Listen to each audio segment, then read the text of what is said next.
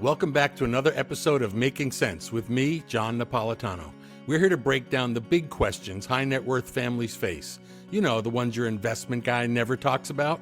No fluff, no finance 101, just straight talk to help you make smarter decisions and keep your wealth working as hard as you do. Let's get to it. Hello, everyone, and welcome to another edition of Making Sense. Today, you notice we're in a different location. I'm actually at Spruce Peak in Vermont today, and going to have some fun. Been having some fun here, but we're never having too much fun to teach you a little bit about how your financial advisor can better integrate your stuff with your life.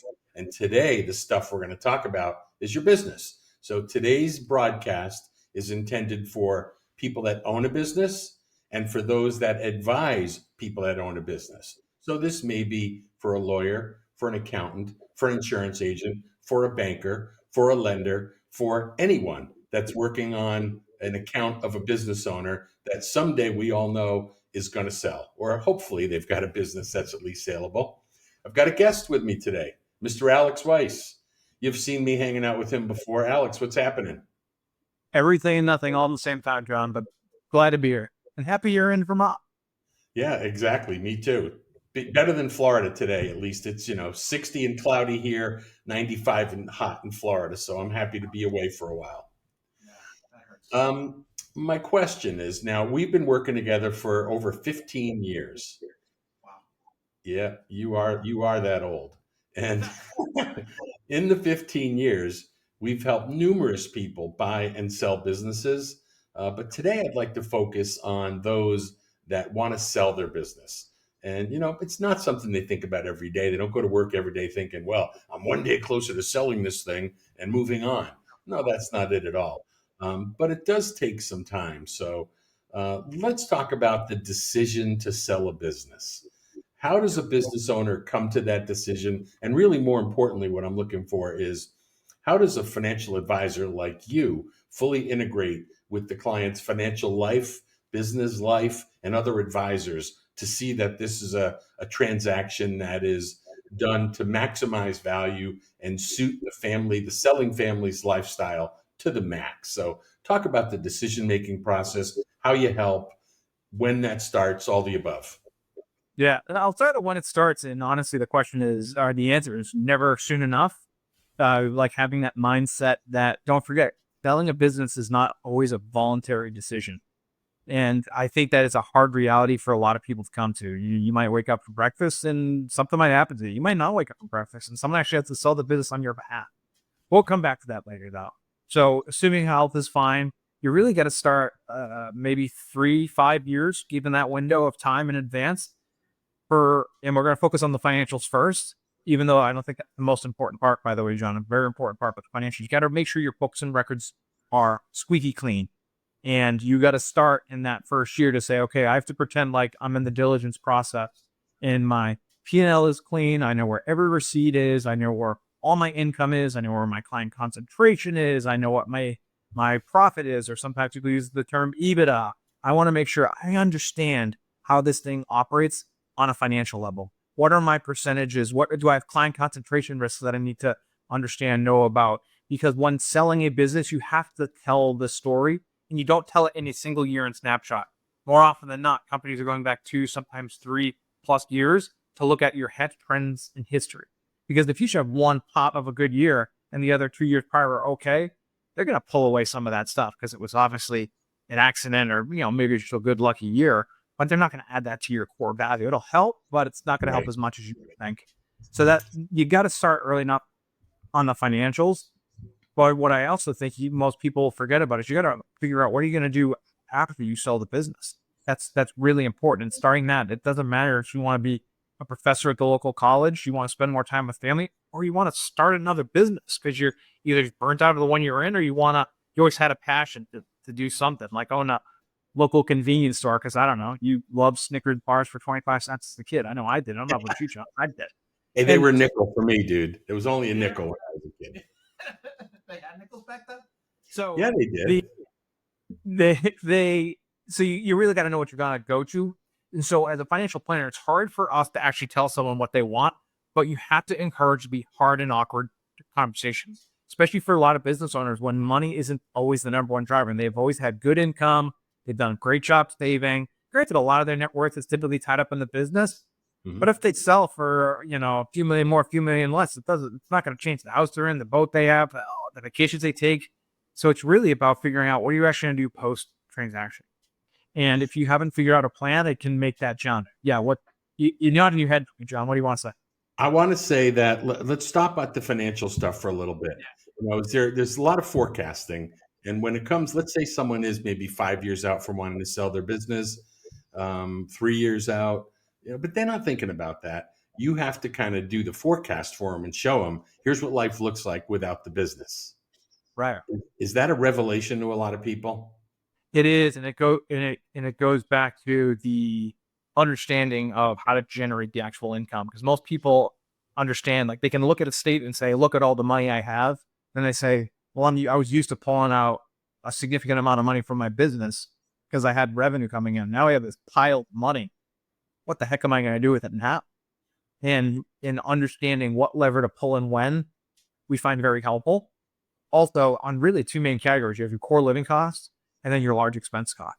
That core living, people want to know that they don't have to even think twice about going out to dinner with their spouse, friends, or whomever, making sure that the golf bill is taken care of without even skipping. They're not even thinking about it. They don't even know how it happens. It just happens, not core expenses. And then when they take the family on a nice big vacation for any amount of money, like, oh, I wasn't planning on this one, but where does that fucking come from? So you really have to, like, when you go in that forecast side, going back to the personal side, John, you have to build a plan and understand what they're actually going to get out of the business. And it goes on both sides. Like, what do you actually need to get out of the business? That matters a lot, right? Hmm. Depending on what phase of life you're in. Like, if you're selling a business early in your life and you're teeing yourself up and you have multiple kids and you want them all to go to, I don't know, Boston College, by the way, which is almost $100,000 a year now, all in, and you got 4 kids going to Boston College, it's a real amount of money. So Yeah. you got to make sure you plan for those things. And it's not that some can't afford it. They just need to know what bucket it's going to come from. Then you also have to focus on, when selling a business on the financial side, it's not always the highest dollar amount. A lot of people just think, I want the most amount of money. And while that could be important, John, we've seen many times it's, well, what's the tax classification? Is it going to be ordinary income or long-term capital gain is typically the conversation. And then if you're getting gobbled up or acquired by a large firm, are they forcing you to roll in equity? So you might sell for a really big amount, but you have equity of NewCo that you have zero control over. Do you believe in NewCo?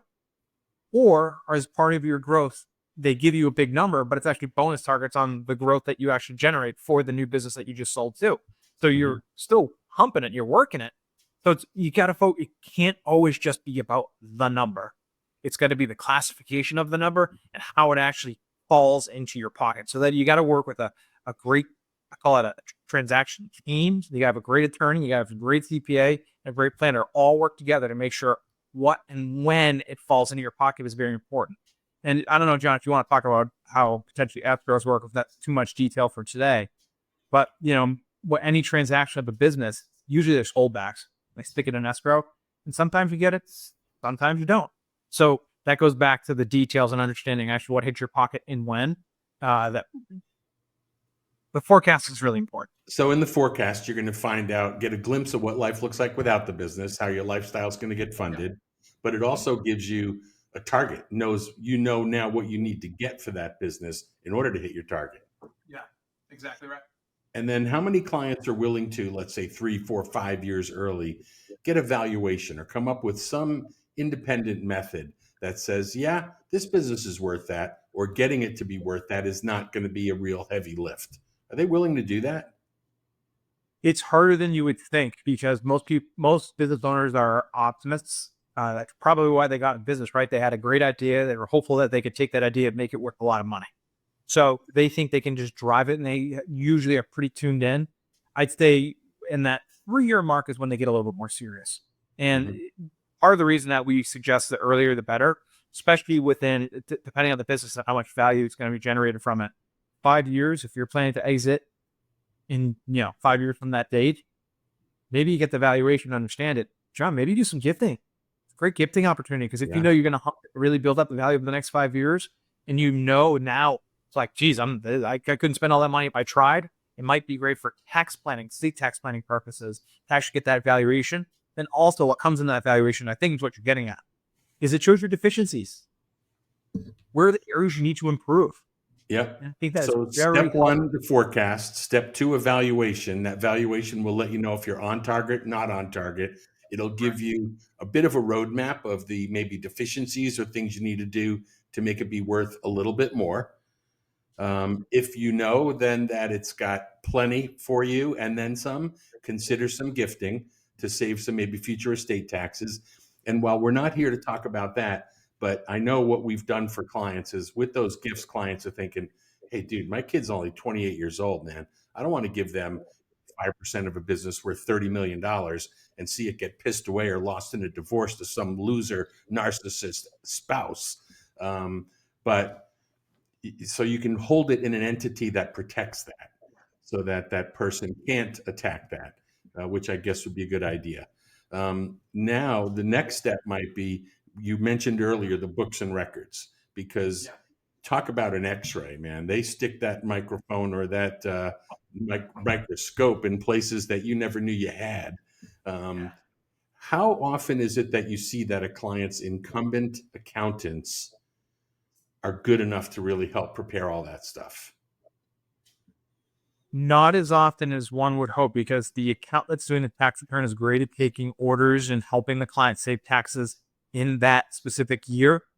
What they're typically not always focused on, they're not transactional attorneys, not really focused on, depending on the size of the business, but Right. they're not always focused on taking that X-ray or that camera and like really forecast, because sometimes you actually want to show profit instead of find every little deduction that you possibly can and get super aggressive to show profit, because ultimately if you get a great multiple on your profit, better to show the profit, pay tax, and get the bigger number later.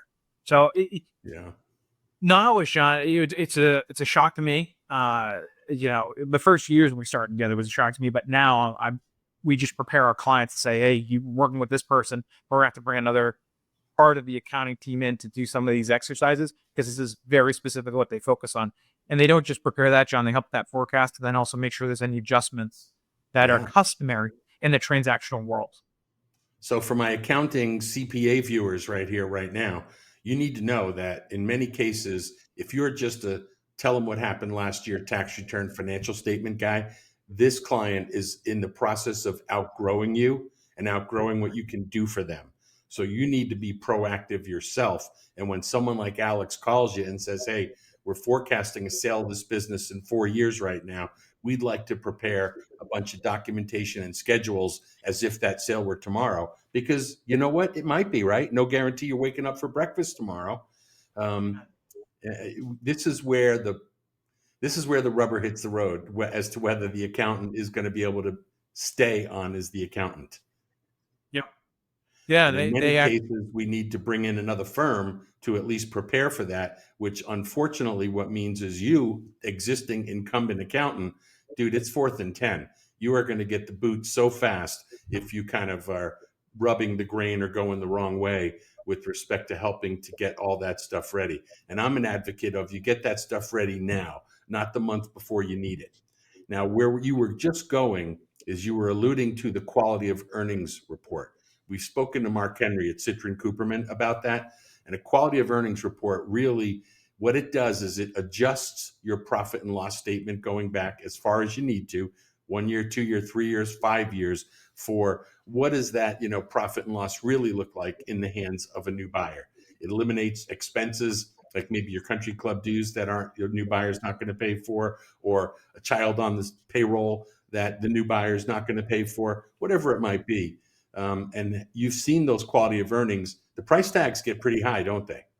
They do, John. Don't forget. I'd say the number one flaw in that most is the comp of the business owner. Most of them pay themselves as little as possible, so they don't have to pay ordinary income on their taxes just to pass through the profit. But what that quality of earnings will actually do, it's negative to the value. They'll say, "Hey, to replace a president or a CEO of this company, we're gonna have to pay them a few $100,000 a year. Like you're only paying yourself 50, 75, 100, 150, whatever the number is. There's no way you're hiring a CEO for that amount of money Yeah. for a good sized business." Can Well, I promise see you a that. lot of So old school accountants.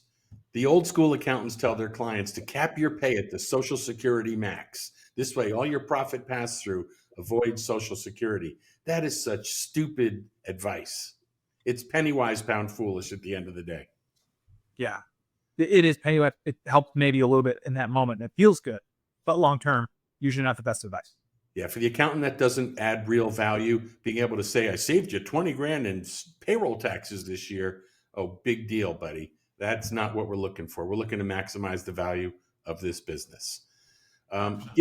Get on to now some of the things. You're in the thick of it. Okay, here it is.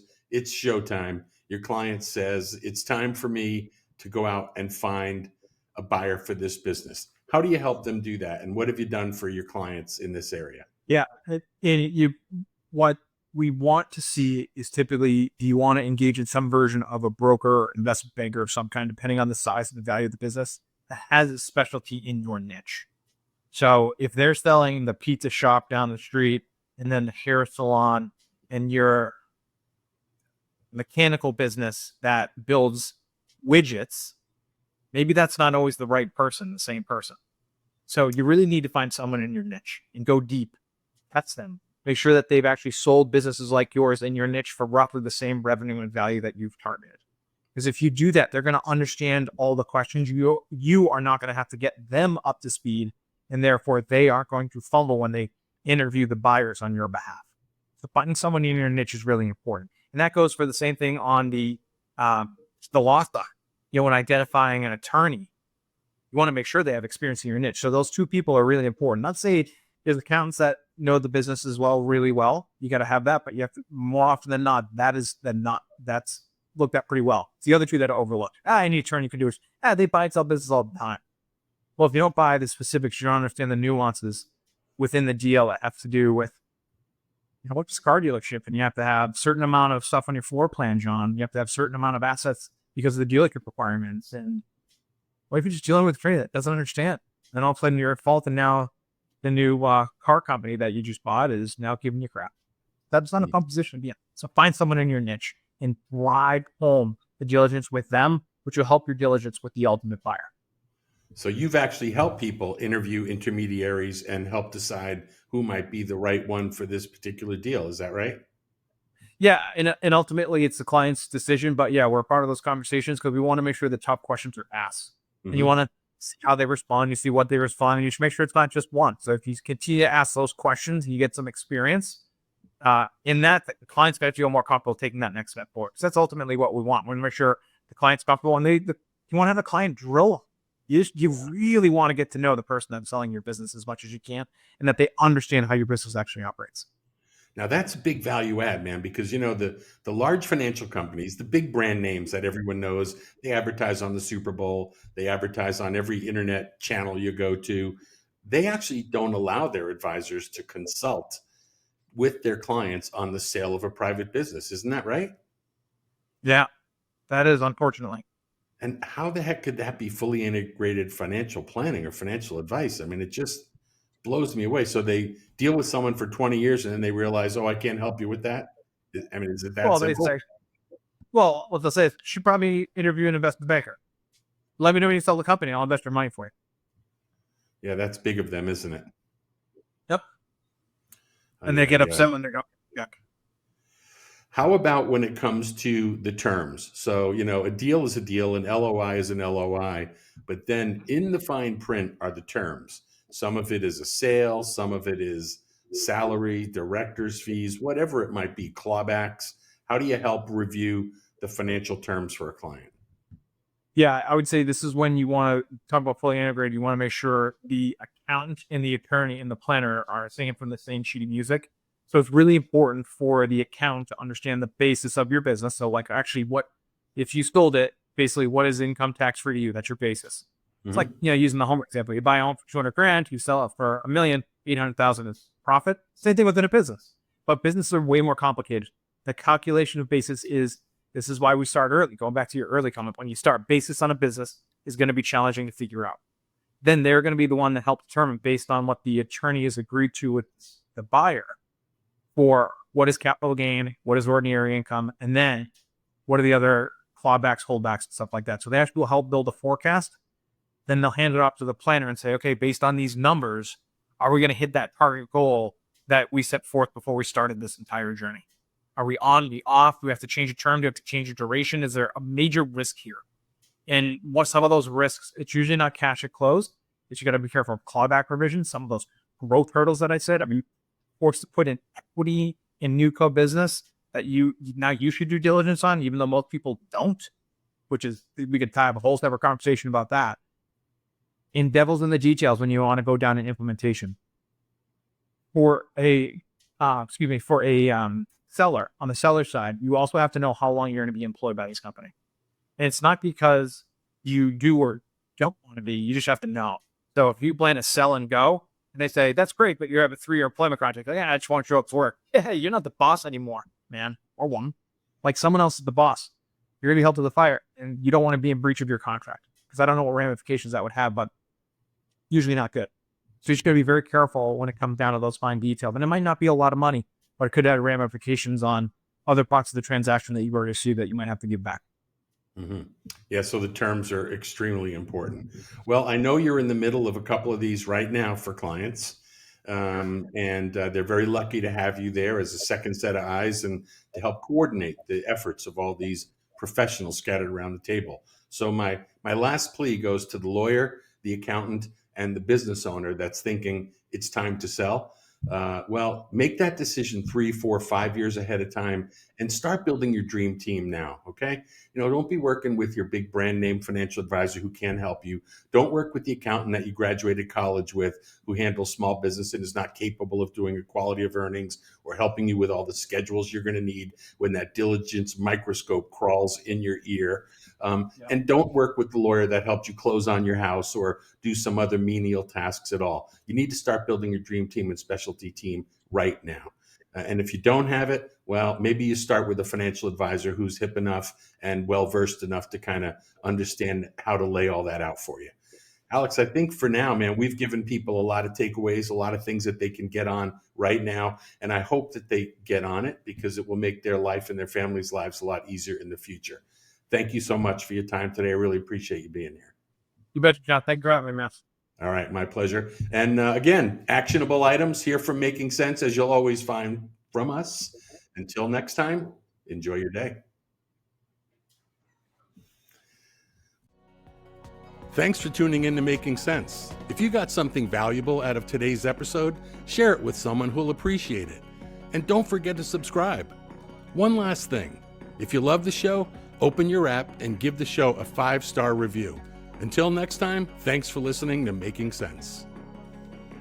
The views expressed on this podcast represent the opinions of each speaker and are subject to change. These views are not intended as a forecast, a guarantee of future results, investment recommendation, or an offer to buy or sell any securities. The information provided is of a general nature and should not be construed as or used as a substitute for individualized investment, tax, financial, or legal advice or service to any person. Financial planning and investment advisory services are offered through U.S. Financial Advisors, a registered investment advisor. Certain representatives of U.S. Financial Advisors are also registered as representatives of Great Valley Advisor Group, a registered investment advisor. To learn more about Napier Financial, please check us out at napierfinancial.com.